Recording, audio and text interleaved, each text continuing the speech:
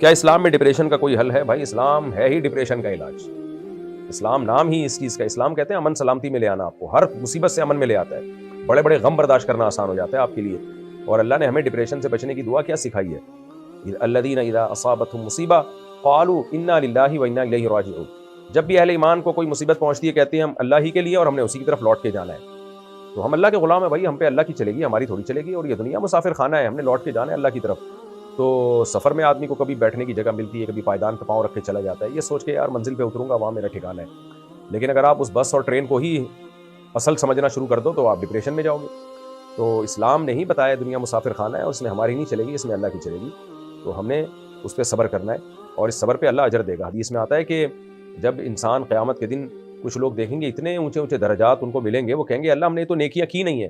تو اللہ کہے گا فلاں مصیبت میں تو نے صبر کیا، فلاں میں تو نے صبر کیا، تو اس کا یہ اجر میں نے دیا. تو انسان کہے گا کاش میں نے زندگی میں کوئی خوشی کبھی دیکھی نہ ہوتی، مصیبتوں میں ہی میں نے زندگی گزاری ہو. بہرحال اللہ سے دعا عافیت کی مانگنی چاہیے. اللہ ہم سب کو خوشیوں بھری زندگیاں دیں اور ہر طرح کی آفتوں سے اللہ ہم سب کو محروم رکھے. لیکن اللہ نہ کرے، اللہ نہ کرے، اللہ نہ کرے کوئی غم ہمارے قسمت میں لکھا ہو، اللہ نہ کرے، تو پھر اللہ ہمیں اس پہ صبر کی توفیق دے. کیونکہ ہم ہیں بہرحال کمزور، تو اس لیے ہمیں اللہ سے عافیت ہی مانگنی چاہیے. ایک صحابی نے جب صبر کے فضائل سنے نا کہ صبر پہ اتنا اجر ملتا ہے، تو انہوں نے اللہ سے مصیبتیں مانگنا شروع کر دی کہ اللہ مجھے مصیبتیں دے اور صبر دے.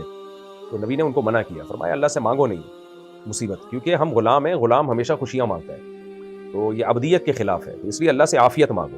کوئی ہاں غم مقدر میں ہو تو پھر اس پہ انسان کہے کہ اللہ صبر کی توفیق دے.